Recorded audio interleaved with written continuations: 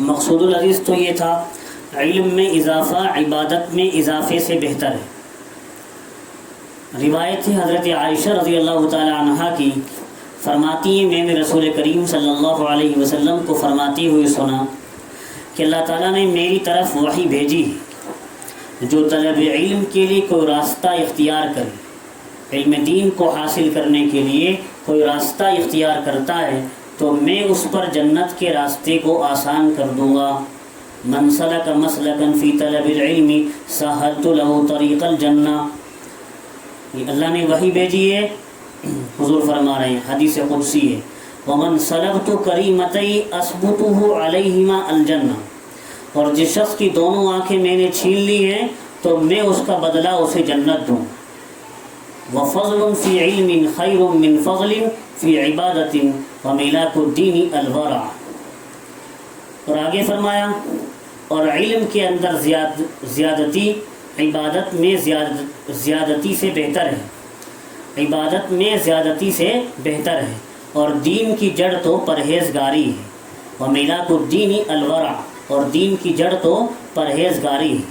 اس حدیث میں اللہ کے نبی علیہ الصلوۃ والسلام نے فرمایا علم دین حاصل کرنے والے کے لیے اللہ جنت کا راستہ آسان فرما دیتے ہیں، یعنی اس کو جنت میں جانے والے اعمال کی توفیق عطا فرماتے ہیں۔ دوسرے حدیث شریف میں آقا علیہ الصلوۃ والسلام نے ارشاد فرمایا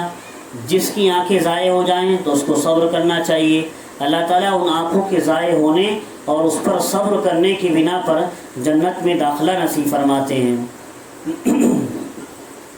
اور دوسری روایت ابن عباس رضی اللہ تعالی عنہ کی ہے، جو دارمی کے حوالے سے نقل کی ہے صاحب مشکات نے، تدارس العلم ساعة من اللیل خیر من احیائها، اس حدیث میں رات میں پڑھنے کی فضیلت کو بیان فرمایا۔ عبداللہ ابن عباس کی روایت ہے کہ رسول کریم علیہ الصلوۃ والسلام نے ارشاد فرمایا رات میں تھوڑی دیر کا پڑھنا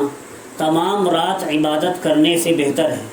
رات میں تھوڑی دیر علم دین کا پڑھ لینا، یہ علم شریعت کا، قرآن و حدیث کا پڑھ لینا، تفسیر کا پڑھ لینا، تمام رات عبادت کرنے سے بہتر ہے۔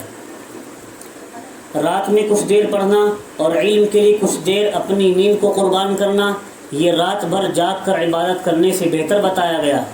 اس فضیلت کے وہ تمام لوگ مستحق ہیں جو احیاء دین کی غرض سے، دین کی بقا کے لیے، دین کو زندہ کرنے کے لیے درس و تدریس، تصنیف و تالیف میں لگے ہیں اور راتوں میں دینی کتابوں کا مطالعہ اور مذاکرہ کرتے ہیں۔ اور آگے عبداللہ ابن عمر کی روایت ہے، مقصود اس حدیث شریف کا بھی یہی ہے کہ تعلیمی مجلس جو ہے یہ عبادت کی مجلس سے بہتر ہے۔ عبداللہ ابن عمر کی روایت ہے، ترجمہ دیکھیے، عبداللہ ابن عمر روایت کرتے ہیں کہ رسول کریم صلی اللہ علیہ وسلم کا اپنی مسجد میں 2 مجلسوں کے پاس سے گزر ہوا۔ آپ علیہ السلام نے ارشاد فرمایا یہ دونوں مجلس والے بھلائی کی راہ پر ہیں، بھلائی کے راستے پر ہیں، لیکن ان میں سے ایک دوسرے سے بہتر ہے۔ ایک جماعت خدا سے دعا کر رہی ہے اور اس سے اپنی رغبت کا اظہار کر رہی ہے، تو اگر اللہ تعالیٰ چاہے تو انہیں دے اور اگر چاہے نہ دے، اور دوسری جماعت علم فقہ حاصل کر رہی ہے،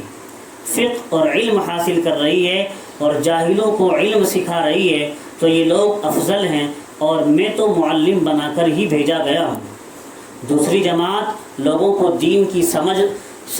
دین کو سمجھا رہی ہے، علم دین سکھا رہی ہے اور جاہلوں کو علم سکھا رہی ہے، تو یہی لوگ افضل ہیں۔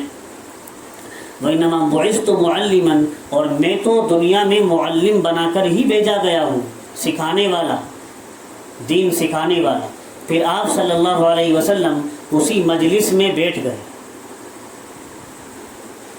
اس حدیث کا بھی خلاصہ یہ ہے کہ حضرت نبی کریم علیہ السلام جب مسجد نبوی میں تشریف لائے تھے تو دیکھا کہ صحابہ کرام 2 حلقوں میں بٹے ہوئے ہیں۔ ایک حلقے میں لوگ دعاؤں اذکار وغیرہ میں مشغول ہیں اور دوسرے حلقے کے لوگ دینی باتیں سیکھنے اور سکھانے میں مصروف ہیں۔ تو آپ علیہ السلام نے ارشاد فرمایا